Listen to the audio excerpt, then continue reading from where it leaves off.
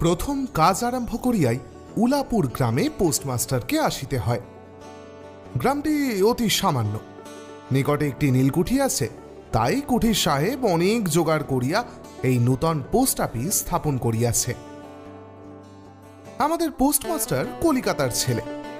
জলের মাছকে ডাঙায় তুলিলে যেরকম হয়, এই গণ্ডগ্রামের মধ্যে আসিয়া পোস্টমাস্টারেরও সেই দশা উপস্থিত হইয়াছে। একখানি অন্ধকার আটচালার মধ্যে তাহার আপিস, অদূরে একটি পানাপুকুর এবং তাহার চারিপারে জঙ্গল।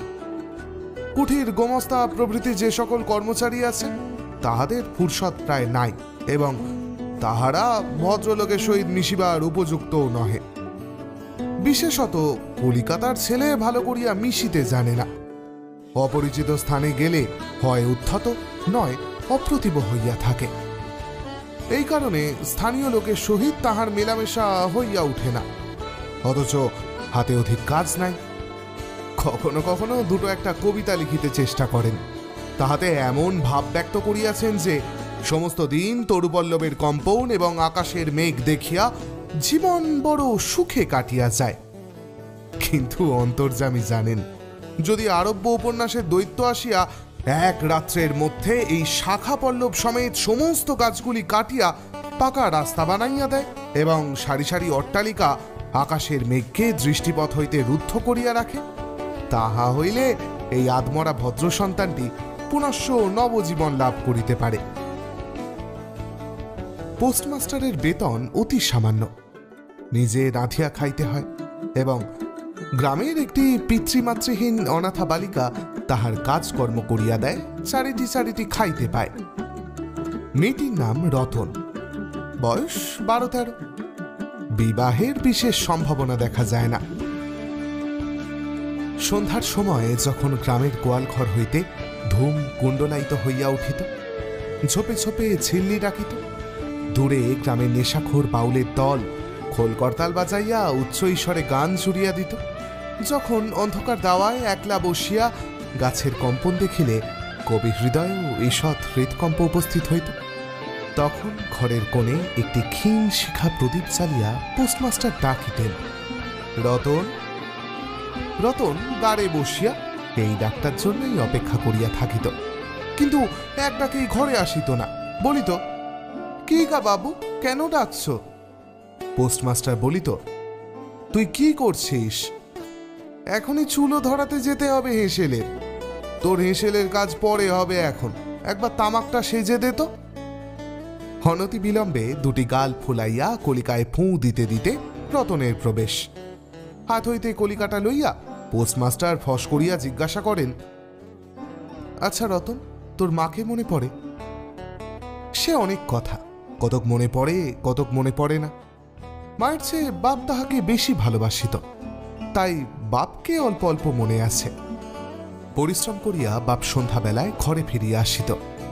তাহারই মধ্যে দুটি একটি সন্ধ্যা তাহার মনে পরিষ্কার ছবির মতো অঙ্কিত আছে। এই কথা হইতে হইতে ক্রমে রতন পোস্টমাস্টারের পায়ের কাছে মাটির ওপর বসিয়া পড়িত। মনে পড়িত তাহার একটি ছোট ভাই ছিল। বহু পূর্বেকার বর্ষার দিনে একদিন একটা ডোবার ধারে দুইজনে মিলিয়া গাছের ভাঙা ডালকে ছিপ করিয়া মিছিমিছি মাছ ধরা খেলা করিয়াছিল। অনেক গুরুতর ঘটনার চেয়ে সেই ঘটনাটাই তাহার মনে বেশি উদয় হইত। এইরূপ কথা প্রসঙ্গে মাঝে মাঝে বেশি রাত হইয়া যাইত। তখন আলস্যক্রমে পোস্টমাস্টারের আর রাঁধিতে ইচ্ছে করিত না। সকালের বাসি ব্যঞ্জন থাকিত এবং রতন তাড়াতাড়ি উনুন ধরাইয়া খানকতক রুটি সেকিয়া আনিত। তাহাতেই উভয়ের রাত্রের আহার চলিয়া যাইত। একদিন সন্ধ্যাবেলায় সেই বৃহৎ আটচালার কোণে আপিসের কাঠের চৌকির ওপর বসিয়া পোস্টমাস্টারও নিজের ঘরের কথা পাড়িতেন, ছোট ভাই, মা এবং দিদির কথা। প্রবাসে একলা ঘরে বসিয়া যাহাদের জন্য হৃদয় ব্যথিত হইয়া উঠিত, তাহাদের কথা। যে সকল কথা সর্বদাই মনে উদয় হয়, অথচ নীলকুঠির গোমস্তাদের কাছে যাহা কোনো মতেই উত্থাপন করা যায় না, সেই কথা একটি অশিক্ষিতা ক্ষুদ্র বালিকাকে বলিয়া চাইতেন, কিছুমাত্র অসঙ্গত মনে হইত না। অবশেষে এমন হইল, বালিকা কথোপকথনকালে তাহার ঘরের লোকদিগকে মা, দিদি, দাদা বলিয়া চিরপরিচিতের ন্যায় উল্লেখ করিত। এমনকি তাহার ক্ষুদ্র হৃদয়পটে বালিকা তাহাদের কাল্পনিক মূর্তিও চিত্রিত করিয়া লইয়াছিল। একদিন বর্ষাকালে মেঘমুক্ত দ্বীপ্রহরে ঈষৎতপ্ত সুকোমল বাতাস দিতেছিল। রৌদ্রে ভিজা ঘাস এবং গাছপালা হইতে এক প্রকার গন্ধ উত্থিত হইতেছিল। মনে হইতেছিল যেন ক্লান্ত ধরণীর উষ্ণ নিঃশ্বাস গায়ের ওপর আসিয়া লাগিতেছে এবং কোথাকার এক নাছরবান্ধা পাখি তাহার একটা একটানা সুরের নালিশ সমস্ত দুপুরবেলা প্রকৃতির দরবারে অত্যন্ত করুণ স্বরে বারবার আবৃত্তি করিতেছিল। পোস্টমাস্টারের হাতে কাজ ছিল না। সেদিনকার বৃষ্টিধৌত মসৃণ চিক্কন তরুপল্লবের হিল্লোল এবং পরাভূত বর্ষার ভগ্নাবশিষ্ট রৌদ্রশুভ্র স্তূপাকার মেঘস্তর বাস্তবিকই দেখিবার মতো বিষয় ছিল। পোস্টমাস্টার তাহা দেখিতেছিলেন এবং ভাবিতেছিলেন, এই সময় কাছে একটি কেহ নিতান্ত আপনার লোক থাকিত, হৃদয়ের সহিত একান্ত সংলগ্ন একটি স্নেহপুত্তলী মানব মূর্তি। ক্রমে ক্রমে মনে হইতে লাগিল সেই পাখি ওই কথাই বারবার বলিতেছে এবং এই জনহীন তরুচ্ছায় নিমগ্ন মধ্যাহ্নের পল্লব মর্মরের অর্থ কতকটা ওই রূপী। কেহ বিশ্বাস করে না এবং জানিতেও পায় না। ছোট পল্লীর সামান্য বেতনের সাব পোস্টমাস্টারের মনে গভীর নিস্তব্ধ মধ্যাহ্নে দীর্ঘ ছুটির দিনে এইরূপ একটা ভাবের উদয় হইয়া থাকে। পোস্টমাস্টার একটা দীর্ঘ নিঃশ্বাস ফেলিয়া ডাকিলেন, রতন। রতন তখন পেয়ারা তলায় পা ছড়াইয়া দিয়া কাঁচা পেয়ারা খাইতেছিল। প্রভুর কণ্ঠস্বর শুনিয়া অবিলম্বে ছুটিয়া আসিল। হাঁপাইতে হাঁপাইতে বলিল, দাদাবাবু ডাকছ? পোস্টমাস্টার বলিলেন, তোকে আমি একটু একটু করে পড়তে শেখাব বলিয়া সমস্ত দুপুরবেলা তাকে লইয়া স্বরে আ করিলেন এবং এইরূপে অল্প দিনেই যুক্ত অক্ষর উত্তীর্ণ হইলেন। শ্রাবণ মাসে বর্ষণের অন্ত নাই। খাল, বিল, নালা জলে ভরিয়া উঠিল। অহর্নিশি ভেকের ডাক এবং বৃষ্টির শব্দ। গ্রামের রাস্তায় চলাচল প্রায় এক প্রকার বন্ধ। নৌকায় করিয়া হাটে যাইতে হয়। একদিন প্রাতঃকাল হইতে খুব বাদলা করিয়াছে। পোস্টমাস্টারের ছাত্রীটি অনেকক্ষণ দ্বারের কাছে অপেক্ষা করিয়া বসিয়াছিল, কিন্তু অন্য দিনের মতো যথাসাধ্য নিয়মিত ডাক শুনিতে না পাইয়া আপনি খুঙ্গি পুঁথি লইয়া ধীরে ধীরে ঘরের মধ্যে প্রবেশ করিল। দেখিল পোস্টমাস্টার তাহার খাটিয়ার উপর শুইয়া আছেন। বিশ্রাম করিতেছেন মনে করিয়া অতি নিঃশব্দে পুনশ্চ ঘর হইতে বাহির হইবার উপক্রম করিল। সহসা শুনিল, রতন। তাড়াতাড়ি ফিরিয়া গিয়া বলিল, দাদাবাবু ঘুমোচ্ছিলে? পোস্টমাস্টার কাতস্বরে বলিলেন, শরীরটা ভালো বোধ হচ্ছে না, দেখ তো আমার কপালে হাত দিয়ে। এই নিতান্ত নিঃসঙ্গ প্রবাসে ঘন বর্ষায় রোগকাতর শরীরে একটুখানি সেবা পাইতে ইচ্ছে করে। তপ্ত ললাটের ওপর শাখা পড়া কোমল হস্তে স্পর্শ মনে পড়ে। এই ঘোর প্রবাসে রোগ যন্ত্রণায় স্নেহময়ী নারীরূপে জননী ও দিদি পাশে বসিয়া আছেন, এই কথা মনে করিতে ইচ্ছে করে এবং এ স্থলে প্রবাসীর মনের অভিলাষ ব্যর্থ হইল না। বালিকা রতন আর বালিকা রহিল না। সেই মুহূর্তেই সে জননীর পদ অধিকার করিয়া বসিল। বৈদ্য ডাকিয়া আনিল, যথাসময়ে বটিকা খাওয়াইল। সারা রাত্রি শিয়রে জাগিয়া রহিল। আপনি পথ্য রাধিয়া দিল এবং শতবার করিয়া জিজ্ঞাসা করিল, হ্যাঁ গো দাদাবাবু, একটুখানি ভালো বোধ হচ্ছে কি? বহুদিন পরে পোস্টমাস্টার ক্ষীণ শরীরে রোগশয্যা ত্যাগ করিয়া উঠিলেন। মনে স্থির করিলেন, আর নয়, এখান হইতে কোনো মতে বদলি হইতে হইবে। স্থানীয় অস্বাস্থ্যের উল্লেখ করিয়া তৎক্ষণাৎ কলিকাতায় কর্তৃপক্ষের নিকট বদলি হইবার জন্য দরখাস্ত করিলেন। রোগ সেবা হইতে নিষ্কৃতি পাইয়া রতন দ্বারের বাহিরে আবার সস্থান অধিকার করিল, কিন্তু পূর্ববৎ আর তাহার ডাক পড়ে না। মাঝে মাঝে উঁকি মারিয়া দেখে পোস্টমাস্টার অত্যন্ত অন্যমনস্কভাবে চৌকিতে বসিয়া অথবা খাটিয়ায় শুইয়া আছেন। রতন যখন আহ্বান প্রত্যাশা করিয়া বসিয়া আছে, তিনি তখন অধীর চিত্তে তাহার দরখাস্তের উত্তর প্রতীক্ষা করিতেছেন। বালিকা দ্বারের বাহিরে বসিয়া সহস্রবার করিয়া তাহার পুরানো পড়া পড়িল। পাছে যেদিন সহসা ডাক পড়িবে সেদিন তাহার যুক্ত অক্ষর সমস্ত গোলমাল হইয়া যায়, এই তাহার একটা আশঙ্কা ছিল। অবশেষে সপ্তাহখানেক পরে একদিন সন্ধ্যাবেলায় ডাক পড়িল। উদ্বেলিত হৃদয়ে রতন গৃহের মধ্যে প্রবেশ করিয়া বলিল, দাদাবাবু আমাকে ডাকছিলে? পোস্টমাস্টার বলিল, রতন, আমি কালই যাচ্ছি। কোথায় যাচ্ছ দাদাবাবু? বাড়ি যাচ্ছি। আবার কবে আসবে? আর আসবো না। রতন আর কোনো কথা জিজ্ঞাসা করিল না। পোস্টমাস্টার আপনি তাহাকে বলিলেন, তিনি বদলির জন্য দরখাস্ত করিয়াছিলেন, দরখাস্ত নামঞ্জুর হইয়াছে, তাই তিনি কাজে জবাব দিয়া বাড়ি যাইতেছেন। অনেকক্ষণ আর কেহ কোনো কথা কহিল না। মিটমিট করিয়া প্রদীপ জ্বলিতে লাগিল এবং এক স্থানে ঘরের জীর্ণ চাল ভেদ করিয়া একটি মাটির সরার ওপর টপটপ করিয়া বৃষ্টির জল পড়িতে লাগিল। কিছুক্ষণ পরে রতন আস্তে আস্তে উঠিয়া রান্নাঘরে রুটি করিতে গেল।